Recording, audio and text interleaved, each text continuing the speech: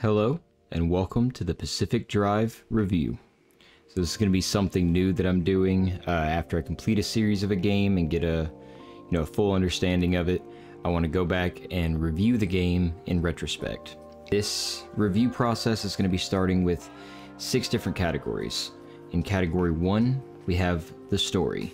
It's just how good the story is. Pretty self-explanatory on that one. Category 2 is how intuitive the game is. Now this is going to be how easy it is for you to figure out what to do. How much of the game are you going to have to figure out just by investigating and trial and error, and how much is told to you. Now this one might be a little bit more opinionated than other people's, but I think a good game, especially nowadays, is going to be somewhat intuitive on what to do. Category 3 is the gameplay mechanics. So this is stuff like ways to upgrade your character, customization to the character, and basically how the game controls overall, how it feels. Is it natural? Is it jerky? Is it just easy to play? You know, like as far as the mechanics of it go, is it easy? Category 4 is the replayability. This one is also pretty self-explanatory. Just how likely are you to play this game again?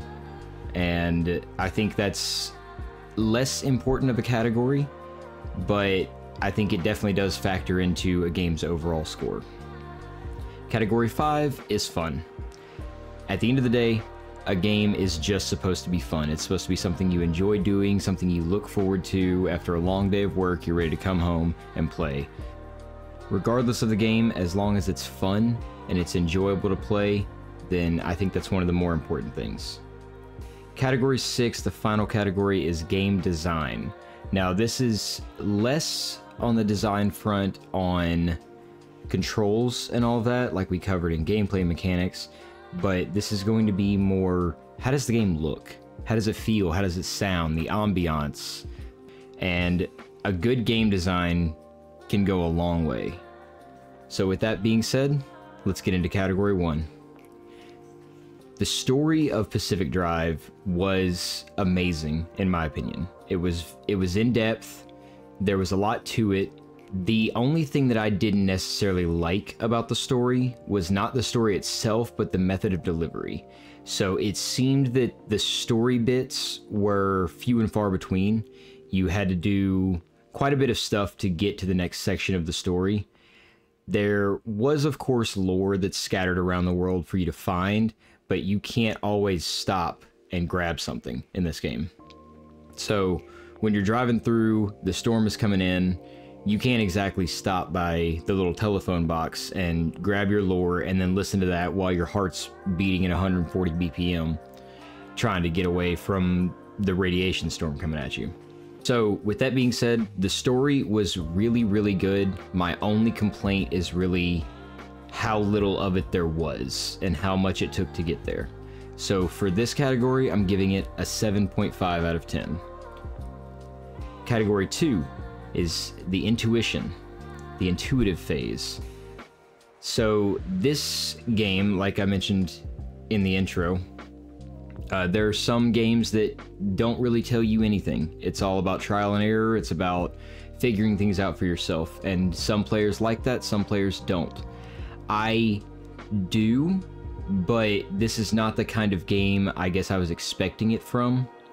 So that kind of threw me for a little bit of a loop. There were a lot of episodes when you watch the series that, looking back now, there were upgrades that were decently easy to get that would have potentially saved my life.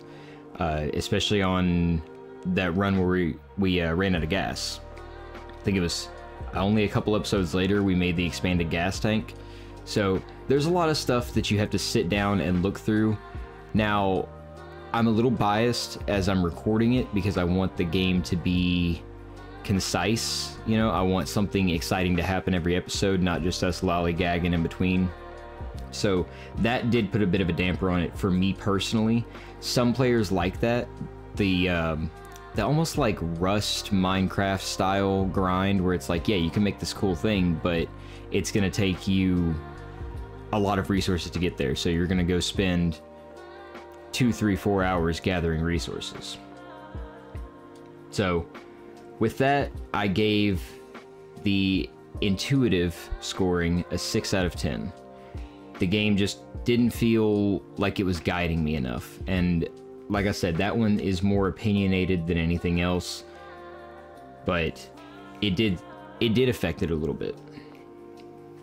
Category 3 is the gameplay mechanics. Now this is, like we said, the upgrades, the customization, and once I figured out where the upgrades were, what they were, and how they affected me, they were stellar. The upgrades were so much fun. There was a lot of stuff to do to the vehicle. The customization alone got this a pretty high score. The controls as well were really, really nice. It felt natural. It didn't ever feel like I was, you know, struggling to do something because of a game mechanic. It felt more I was struggling to do something because I'm stupid. The only thing with the upgrades is they aren't few and far between. There's a lot of the upgrades, but getting them takes so long from the beginning phase. Where you really need some of them, you need them earlier in the game than they are given to you, or then they're made available to you, at least from what you know. But once you get to the point where you're making the upgrades, it's like, yeah, okay, this would have been great earlier. Now I need the next step of the thing. So it was really good. With that one, I gave it a 7 out of 10. Category 4 is the replayability. Now, replayability is not the most important thing to a game. Some games are meant to only be really played and experienced once. But the replayability, I think, suffers. Just because of how much grinding there is to do, and replaying it wouldn't really change anything. I could see continuing to play after you complete the story to get more lore, which I think is a little backwards, but I guess it could be like almost a retrospective storyline. I could see doing that, not for me personally though. When I was done with the game, I considered it done and moved on to the next thing. So the replayability, unfortunately, I'm giving a 4 out of 10, and I hate to give this game anything that low, because this game is really, really good. It's really fun, and it's definitely an experience. Category 5 is fun. This is probably my personal most important category. A game just has to be fun. It's kind of like a movie. When you watch a movie, it doesn't have to be good. It doesn't have to be realistic. It doesn't have to be like the Fast and Furious movies, the Expendable, all those. They just have to be fun. You can enjoy bad things. And I'm not saying that this was bad at all. I'm saying if a game is bad, as long as it's fun, then you're good to go. You might as well give it a shot.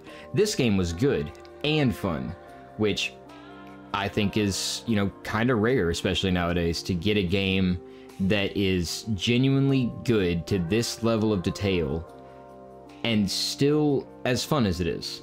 So for the fun, I gave this a 7 out of 10.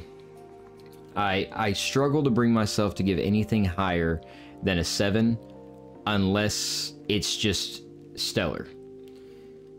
Which brings us to category 6, the game design. This is mostly what I'm considering, just how the game feels, how it sounds, the sound effects that you hear, everything. This one I did have to give a higher score. I gave it an 8 out of 10. The graphics on this game are beautiful. The anomalies that happen, the bright lights, everything about this game is just gorgeous. The subtle sounds you hear in the distance, like sirens and stuff like that, that just give off this super anxiety-inducing vibe, which happened in more than one episode for me. I don't know if you guys could hear it on the videos or not, but there was this siren that kept going off, and it sounded like the end of the world siren, but it was amazing. It created this sense of anxiety in me just from the sound design and how real but not real everything looked.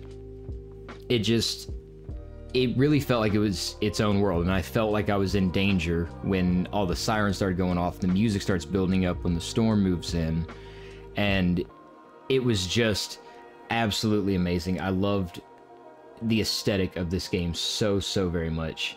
with all of the categories out of the way, that leaves us with a final score of 6.6 out of 10 for Pacific Drive, which I think is a good score. I think any game that can get a solid 6.6 is definitely worth a play, at least once. So this is obviously my own personal opinion. Feel free to leave any thoughts you have about the game down below. If you think there's any more, some categories I overlooked, something along those lines. And the grading scale may change over time. I might come up with some more stuff, but I think I covered pretty much all the bases, at least the ones that were important to me. So with all that being said, if this game sounds like if you're interested in it, you can check out the full playthrough that I did over on my channel. There's a whole playlist for it.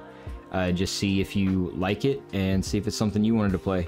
But I would definitely recommend giving it a try if you like games that just make you feel like you are the character. Like you're in there and you have decisions to make that would really you might not. You're going to the same spot no matter what, but you feel like how you handle the situation is going to affect your character, and you kind of just get sucked into the environment of this game.